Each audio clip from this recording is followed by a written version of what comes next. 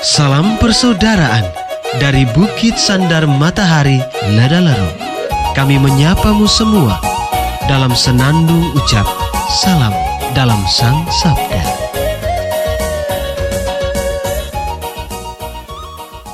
Bacaan Injil dan Renungan hari ini, edisi 15 Oktober 2024, Selasa, Pekan Biasa ke-28, disusun dan dibawakan oleh Frater Ion Haryono SPD. Selamat mendengarkan. Coba batong dengar, mari batong lihat apa yang terjadi.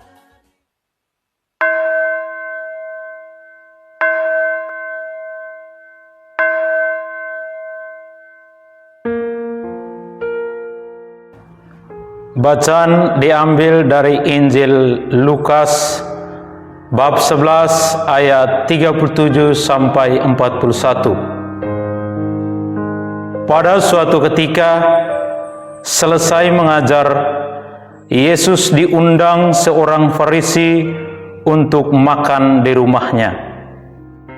Maka masuklah Yesus ke rumah itu lalu duduk makan. Tetapi orang Farisi itu heran melihat Yesus tidak mencuci tangan sebelum makan. Lalu Tuhan berkata kepadanya, "Hai orang-orang Farisi, kalian membersihkan cawan dan pinggan bagian luar, tetapi bagian dalam dirimu penuh rampasan dan kejahatan.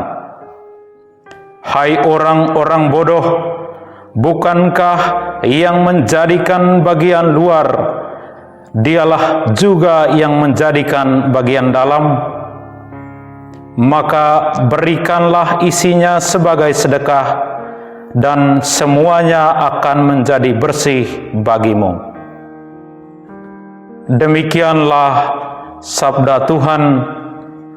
Terpujilah Kristus.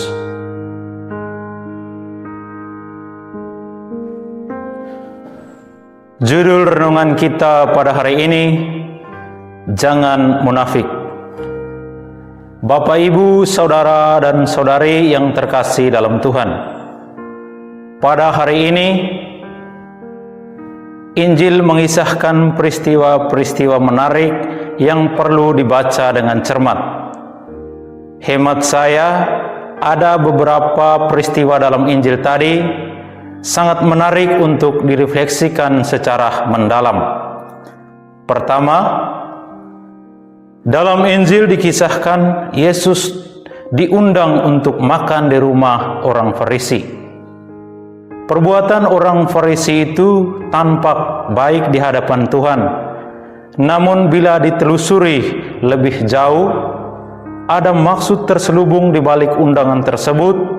Sebab orang Farisi itu sesungguhnya sedang mencurigai Yesus dan bermaksud mencari kesalahan dalam diri Yesus secara langsung. Dan benar bahwa orang Farisi itu terlihat begitu heran ketika Yesus tidak mencuci tangan sebelum makan. Orang Farisi ini sebenarnya lebih mengutamakan, bahkan lebih tunduk pada aturan dan tradisi yang secara kasat mata telah menghamba orang Farisi itu sendiri. Dan lebih parahnya lagi, ia tidak sadar bahwa kehadiran Yesus adalah cara untuk mengubah pandangan mereka tentang bagaimana menghidupi tradisi secara benar dan tepat sasar. Kedua, Yesus mengecam orang Farisi yang munafik. Yesus tahu maksud dari tindakan orang Farisi itu, sehingga Yesus mengecam segala jenis kemunafikan yang dikemas rapi dengan tindakan mengundang Yesus ke rumah. Yesus dengan tegas berkata, orang Farisi tampak bersih di bagian luar, namun di bagian dalam penuh rampasan dan kejahatan. Mereka itu adalah himpunan orang-orang bodoh yang sementara mencari popularitas diri dan pengakuan di hadapan Tuhan dan sesama. Bapak, Ibu, saudara dan saudari yang terkasih dalam Tuhan, Barangkali ada tafsir lain terhadap bacaan Injil di atas. Namun menurut hemat saya, dalam dan melalui kedua peristiwa di atas, kita dapat mengidentifikasi diri di manakah posisi diri kita yang sebenarnya. Apakah kita juga seperti orang Farisi yang munafik itu, tampak baik, ramah, namun di saat yang sama kita menyimpan dendam, curiga, cemburu, dan segala jenis kejahatan lainnya terhadap orang lain, bahkan terhadap Tuhan. Kerap kali kita lebih mudah menghakimi daripada mengoreksi dan mengakui diri yang sesungguhnya.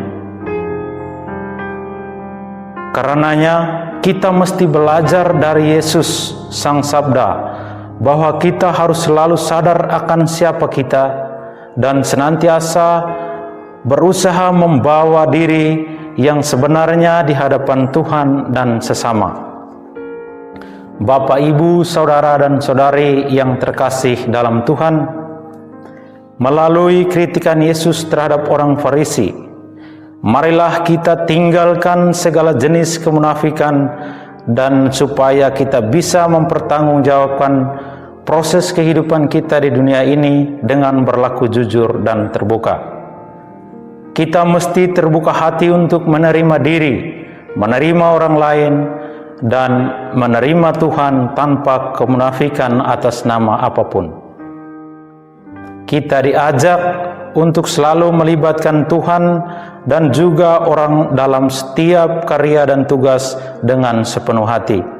Itu berarti kita harus senantiasa mengundang Tuhan untuk tinggal di dalam rumah hati kita, agar dari waktu ke waktu kita menghayati cara hidup yang berkualitas, seperti kepercayaan penuh kepada kehendak Tuhan, keberanian untuk melakukan hal-hal yang baik dan menghindari perilaku-perilaku yang jahat, rela berkorban, dan ketulusan dalam bersolider dengan yang lain. Amin.